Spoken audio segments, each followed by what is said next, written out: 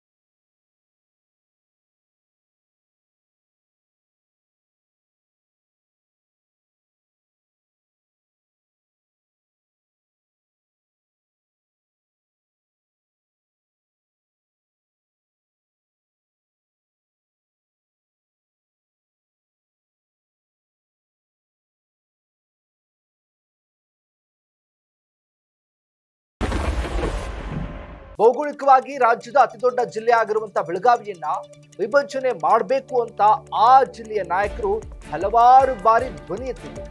ಆದ್ರೂ ಕೂಡ ನಾನಾ ಕಾರಣಗಳಿಂದಾಗಿ ಅದು ಆಗಿರಲಿಲ್ಲ.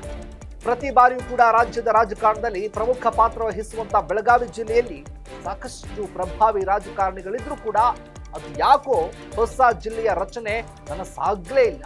ಅದು ಕನಸಾಗಿಯೇ ಉಳ್ಕೊಂಡಿದೆ. ನಂದು ಏನು ಬೇಡಿಕೆ ಇದೆ, ಬರೀ ಸನ್ಮಾನ್ಯ ಮುಖ್ಯಮಂತ್ರಿಯವರು ಹೇಳಿದರು, ಪ್ರತ್ಯೇಕ ಜಿಲ್ಲೆ ಘೋಷಣೆ ಮಾಡಿ ಇವತ್ತು ಚಿಕ್ಕೋಡಿಯಲ್ಲಿ ಬೇರೆ ಬೇರೆ ಅನೇಕ ನಮ್ಮ ಹಿರಿಯ ಮುಖಂಡರು ಕೂಡ ಸನ್ಮಾನ್ಯ ಸತೀಶ್ ಜಾರಕಿಹೊಳಿಯವರು ಕೂಡ ಇಲ್ಲಿದ್ದರು.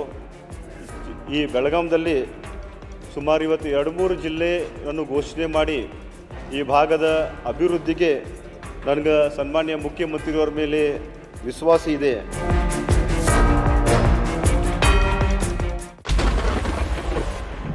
ಇದೀಗ ಜಿಲ್ಲೆಯ ಅತಿ ಪ್ರಭಾವಿ ರಾಜಕಾರಣಿ, ಮುಂದಿನ ಮುಖ್ಯಮಂತ್ರಿ ಅಭ್ಯರ್ಥಿ ಅಂತ ಹೇಳಲಾಗ್ತಾ ಇರುವ ಸತೀಶ್ ಜಾರಕಿಹೊಳಿ ಅವರೇ ಬೆಳಗಾವಿಯಲ್ಲಿ ಹೊಸ ಜಿಲ್ಲೆ ರಚನೆಗೆ ಮನಸ್ಸು ಮಾಡಿದ್ದಾರೆ ಅಂತ ಹೇಳಲಾಗ್ತಾ ಇದೆ.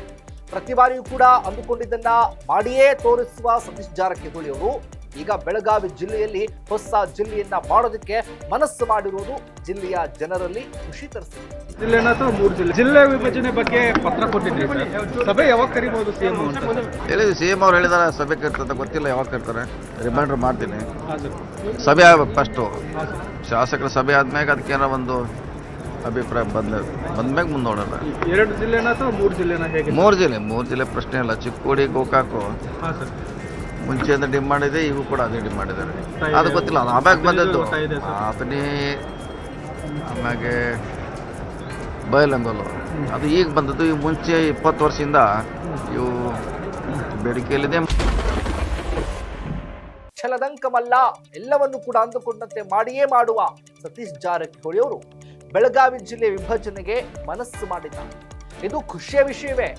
ಹಾಗಾದ್ರೆ ಬೆಳಗಾವಿಯನ್ನ ಎಷ್ಟು ಜಿಲ್ಲೆಯಾಗಿ ವಿಭಜನೆ ಮಾಡ್ತಾರೆ ಅನ್ನೋದು ಕೂಡ ಇಲ್ಲಿ ಗಮನಿಸಬೇಕಾಗಿರುವಂತ ವಿಚಾರ. ಇದರಲ್ಲಿ ಮುಂಚೂಣಿಯಲ್ಲಿರೋದು ಅಥಣಿ, ಗೋಕಾಕ್ ಹಾಗೆ ಬೈಲಹೊಂಗಲ. ಇದೇನು ಒಂದೇ ಜಿಲ್ಲೆಯನ್ನ 4 ಜಿಲ್ಲೆ ಮಾಡ್ತಾರಾ ಅಂದ್ಕೊಳ್ಬೇಡಿ. ಇಲ್ಲಿ ಸರ್ಕಾರದ ಮುಂದಿರೋದು 2 ಹೊಸ ಜಿಲ್ಲೆ. ಅಂದ್ರೆ ಇದರರ್ಥ ಬೆಳಗಾವಿ 1 ಜಿಲ್ಲೆಯನ್ನ ವಿಭಜಿಸಿ 3 ಜಿಲ್ಲೆ ಮಾಡೋದು. ಈಗಿರುವ ಬೆಳಗಾವಿ ಜಿಲ್ಲೆ ಹಾಗೇ ಇರುತ್ತೆ. ಇದರ ಜೊತೆಗೆ ಅಥಣಿ ಹಾಗೂ ಗೋಕಾಕ ಈ 2 ಹೊಸ ಜಿಲ್ಲೆಗಳ ರಚನೆ ಮಾಡುವ ಚಿಂತನೆಯಲ್ಲಿ ಸರ್ಕಾರ ಕೂಡ ಇದೆ. ಈ 2 ಹೆಸರುಗಳ ಮಧ್ಯೆ ಬೈಲಹೊಂಗಲ ಕೂಡ ಇದೆ. ಮೊದಲಿನಿಂದಲೂ ಕೂಡ ಅಥಣಿ ಹಾಗೆ ಗೋಕಾಕ್ ಹೊಸ ಜಿಲ್ಲೆಗಳ ರೇಸ್ನಲ್ಲಿದ್ದಾವೆ. ಆದ್ರೆ ಈಗ ಬೈಲಹೊಂಗಲವು ಕೂಡ ರೇಸಿಗೆ ಸೇರ್ಕೊಂಡಿದೆ. ಆ ಭಾಗದ ನಾಯಕರು ನಮಗೆ ಬೈಲಹೊಂಗಲ ಜಿಲ್ಲೆಯಾಗಲಿ ಅನ್ನುವಂತ ಕೂಗನ್ನ ಎತ್ಕೊಂಡಿದ್ದಾರೆ. ಈಗ